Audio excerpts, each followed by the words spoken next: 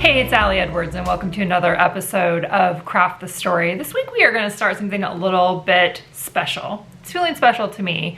We are going to dive into some Q&A questions that I received on Instagram when I asked, what kind of questions do you have about storytelling? And I got a wide variety of questions, some super specific, some more broad, just a really great compilation of questions from the community about storytelling. And so what I decided to do is kind of start this subcategory of Craft the Story that's going to be called Storytime. And in Storytime, we're going to talk about storytelling tips, specifically for people that are interested in scrapbooking and memory keeping. And the way I want to start off this series is by tackling a question that nobody asked, but that I think everybody wants to know. Okay, maybe not everybody wants to know, but I think that people are curious about this, and I think this will help us as we all go forward. The question is, what counts as a story in memory keeping? I think when we think of story, oftentimes we think it has to be something long, or we think it needs to be a fully developed story that has a beginning and an end and potentially has paragraphs and is very academic. And that is one type of storytelling. Let's dive in and take a look at what I think counts as story in memory keeping. Okay, here's the truth. The reality is anything you put down on a scrapbook page, put a photo down, that's going to tell a story, even if you don't add any words. I have a lot of feelings about adding words, and I think adding words is a really important part of the process because the words actually give context to everything. But if you sit there and you look at a layout or a scrapbook page that has a photo and maybe a couple embellishments, and some of those embellishments might have words on them, a story is told, right? Our brains, this is the reason why, our brains make up stories. So we see a scrapbook page that has a single photo and maybe like a one-word caption or a couple-word caption. That tells a story. That is true. Absolutely 100% that tells a story. But the viewer, your viewer is the person that's actually making up the story about what they see in that image that's put down there on that page, right? They see a picture of your child, or they see a picture of yourself, or they see a picture of themselves, and a story is created inside their brain based on that photo. So as the narrator and as the writer of my own story, I want to make sure that I'm adding in the information that I want to have included in that story, which is one of the big reasons why I think that words are important. The other reason why I think words are important is simply because when I write, writing is what helps me make sense of the world that I'm living in. So for myself, the process of actually writing down those stories is almost as important as what the viewer sees and then what the viewer reads when they look at it later on down the road. So to recap, if you make a scrapbook page, you put a photo on it, you put some beautiful embellishments around there, maybe some of those embellishments have words, the viewer is going to make up a story about that event, that person, because that's what our brains do naturally. So when you add words, you are directing your viewer to the story that you actually want to tell and to the story that you want them to read about related to that event or that person or that moment in time. So that kind of relates to that whole concept of being the boss, right? Be the boss of our supplies, be the boss of our stories. We are the boss of our stories by adding in our own words, right? We tell the viewer what we want them to know about this story. Otherwise, they're going to make up a story in their own head. The story they make up might be true, might be false. Think about all the times that you are on Instagram and you see other people's stories and you don't read the caption. When you look at those images, you make up a story in your head about that event, that person, whatever it is. That's just what our brains do.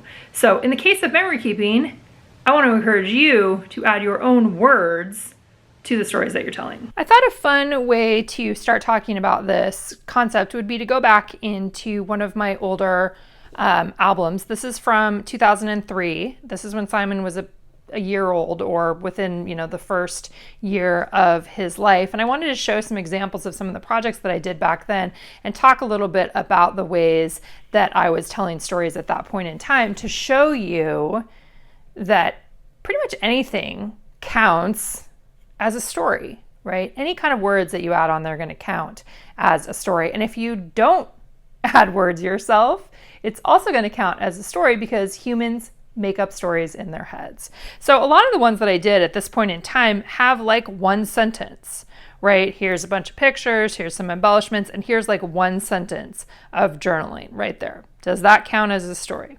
Absolutely 100%. It counts as a story, right? When you look at this, you see a busy pool area, you see a shot of the water, you see a little kid down here having a snack, and you can read, "We are so lucky to have access to such a fun outdoor pool. Opening day 2003 was perfect. Hot and sunny. Looking forward to many visits to come," right? That I told a story about that particular day. So most of the stories that I told back at this point in time were handwritten. And you can see that kind of, I'm just going to flip through here. But here's a good example of a page or a layout. Does this count as a story? I would say yes, right? Counts as a story. Now, let's think about this a little bit, though. I think this is where I get into that whole thing of people thinking about, that when we say story, that story equals something long. Story doesn't necessarily equal something long. Story is story. Does this tell a story? Yes, it does, right? First of all, it tells a story just by looking at the picture. So you see a little kid playing on his little indoor toy. You see him looking at a book. And then how I told this story, which there's no other, there's no specific identifying information here. It's mainly just busy, right? He is busy. And this is a point in time where I was telling a ton of stories all the time. So this whole album is only one of, I think, maybe like 5 12 by 12 albums for 2003. I mean, this is a lot, right? But I was doing a lot of things that were just like this, right? Here's a quote with a photo. Does that tell a story? Yes, it does. It would be a completely different story if I would have added in, where were we? What were we doing? I do have Kuspe, so I have the place and the time, or, the date. But what were the other things that were happening at that point in time, right? Each time we sit down to scrapbook something, we have an option in front of us, right? We have an option to tell a part of the story. We have an option to tell more of the story. We have an option to tell one piece of a story, right? Those are all realistic and acceptable options for us. I just want to flip through this just a little bit more so you can see this. Again, this is back in 2003. So this one just had a little bit of information there, a little bit more. Always on the move, investigating and checking things out. Again, this is a different point in time for me. I'm just going to flip through here real quick and see. So here's a typed up journaling. This is a 2x2 page that has 4 photos over on the one side and then typed journaling. So there's a story. Lots of different kinds of stories being told in here. All, as you can tell, pretty much all related to Simon. Here's another one. So a collage of photos, a simple walk, right? That's telling the story of our simple walk, enjoying the company of family on an evening walk, exploring the neighborhood. Okay. So basically what I wanted you to see here is that stories, stories can be told in lots of different ways, and sometimes it's just the photos. Now, as I was going back through that 2003 album, it made me think about these albums that I have from my parents. So this one's 1984. So let's see what we have when we open this up here. 1984. Now, these are all photos that my parents took. They do not include words, right? There are not words included here.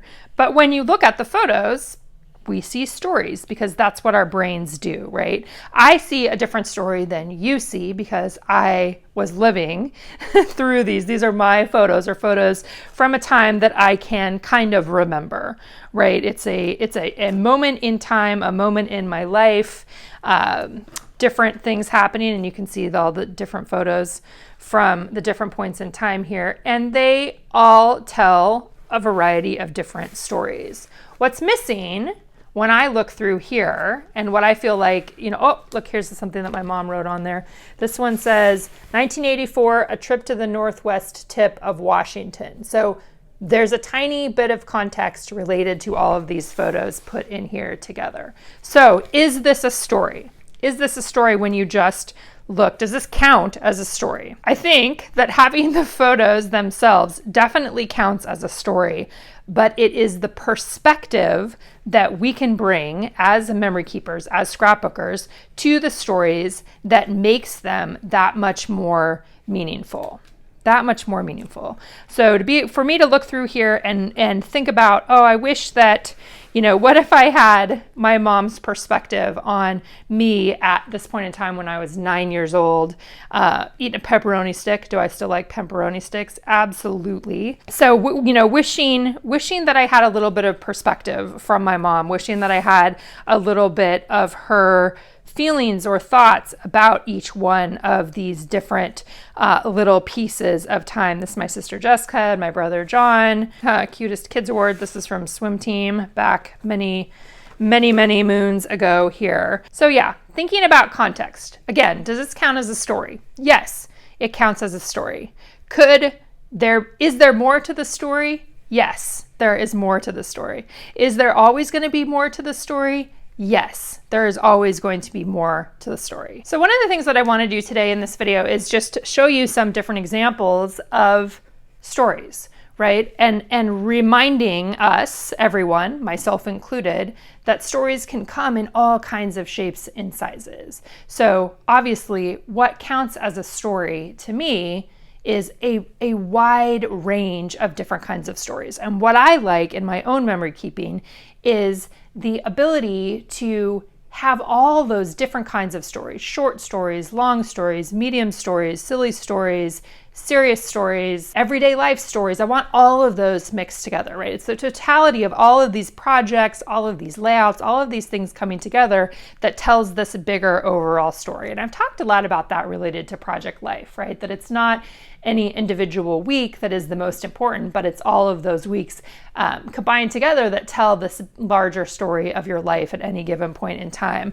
Now, one of the projects I do is called One Little Word, and I just wanted to pop into this album to talk about that this is a story also, right? This may be not the same kind of story that you think about when you first think of memory keeping, right? A lot of people come to memory keeping or scrapbooking from they have a child or they get married or they have some life event that spurs them into this desire to document some of their lives. And One Little Word is a project where we pick a word and then we focus on that. And it's really more of a personal development sort of thing. But what I've learned is that anytime I'm responding to prompts, that's a story, right?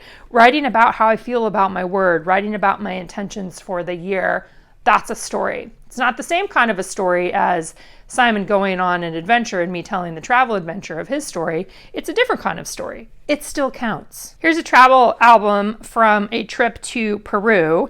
And sometimes I tell longer stories in these projects, and sometimes they are shorter stories. So let's see, I'm just going to flip through this one. I think that this one had a lot of photos that mainly were the story for this.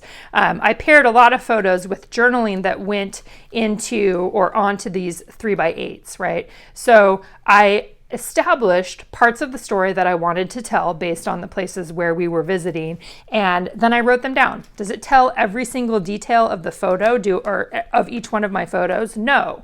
It tells a overall story of the trip as a whole and each of these different parts of the trip. So this one is interesting, I think, to look at, especially after we looked at that photo album, because in the middle of this 6x8 album about this one adventure to Peru, I have a lot of places where it's just the photos. So I'm letting the photos tell a portion of the story, and then I come back in with some more words. So letting some of the photos, just live and breathe. Sometimes I think about it like that. Do you guys ever think about it like that? Like letting the photos breathe?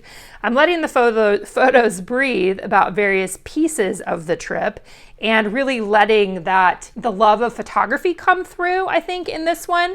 And then we'll move into a second destination on the trip. And then there's going to be a little bit more journaling here in just a minute. So here's like the next round of journaling, right? Talking a little bit more about the trip. Again, I am not embellishing and telling a story about each one of my photos.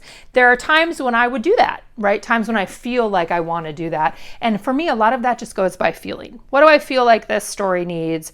What do I feel like I want to tell about this adventure or this specific point in time? And sometimes it's more photo heavy and other times it's more word heavy. So December Daily is a project for me that tends to be a little bit more word heavy. This is where I'm doing one story per day, and I'm usually including quite a few words in there. So does this count as a story? Obviously it does. Like, this should be no surprise to anyone.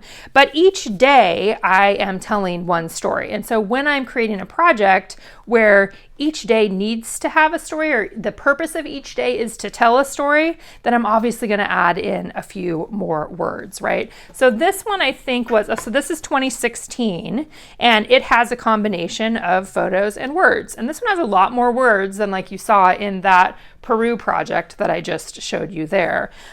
Words, right? Lots of words. Words for me, words from other people, really emphasizing that and taking the opportunity to tell more of the story. One of the questions that somebody asked me was, when I look back through my old projects, are there ones that I like the most, or ones that stand out more?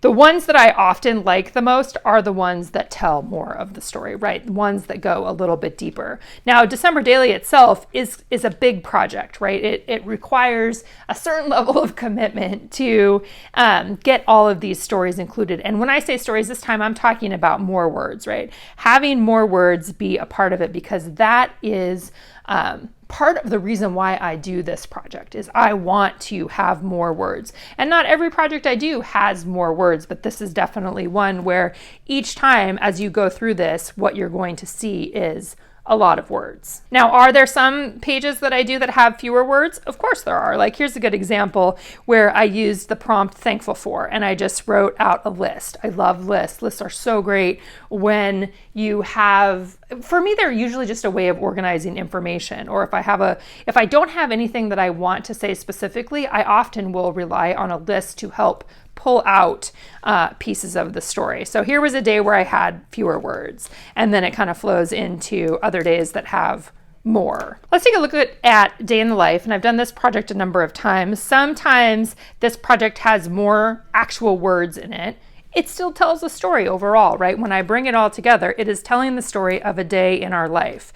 And in this one, let's see. So in this one, what I chose to do was I collected all of my words together for the course of the day, and then I printed them on one piece of 3x8, a little bit bigger than 3x8. But then on the photos, I've added information, right? I've added a time. So the time is really the what is moving the story along in this particular case. 8 a.m., 9:23. Each one of these corresponds to some of the writing I have here, and some of them they don't have specific writing that's matched with them too. But it's just snippets of our day, and here's additional writing that goes along with that. So I have my let's pretend that I didn't have any writing on this. Does this tell a story? Do these photos with these numbers on there tell a story? Yes, absolutely, 100%. That is a story. But for me, adding in the words gives it more context and gives me what I miss when I'm looking at those projects or the photos that my parents took when I was growing up. So sometimes I tell stories without any photos, right? As a memory keeper, sometimes my photos or my stories are just made up of words. This is from Jess Forrester's Family Resilience class. And in it, I was talking about this at whatever point in time. This was a couple years ago, 2 years ago. It had everybody's age, and then it talks about it's talking about our identity within the family, like who we are, what our responsibilities are, and what our strengths are. And so it was documenting all of that. I love this. This will absolutely 100% be something when, 10 years from now, I look back and I am so thankful that I have taken the time to actually write down these stories. And it's basic, right? Like sister, bonus sister, daughter, bonus daughter, right? Those are the identifying things. And then it talks about what her responsibilities are in life right now, and then what her strengths are. And I just repeated that for each one. Again, this is part of Jess's family resilience class.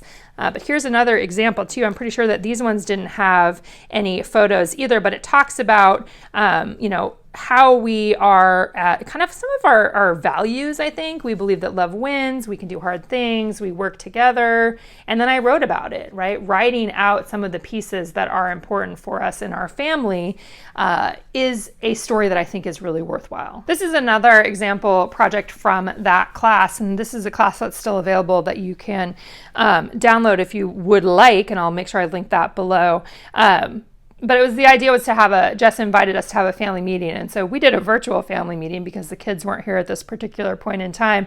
And so I copied and pasted what their text responses were about what is important to our family. And I loved their responses. This is another thing that I will absolutely 100% treasure. This will probably mean more to me than one of those projects that you saw of just a picture of Simon with a quote from when he was a baby, right? Like this to me, when I place value on story, this is more important to me than some of those other projects. But that's one of the beauties of this, is that everybody gets to choose for themselves what is the most important pieces of the story and what kind of stories you want to include in your memory keeping. So the answer to the question, what counts as a story, is that really lots and lots of different things count as stories. I also wanted to just talk a little bit about Project Life. Also, one of the things that I always loved about Project Life, a project that I'm not actively doing right now,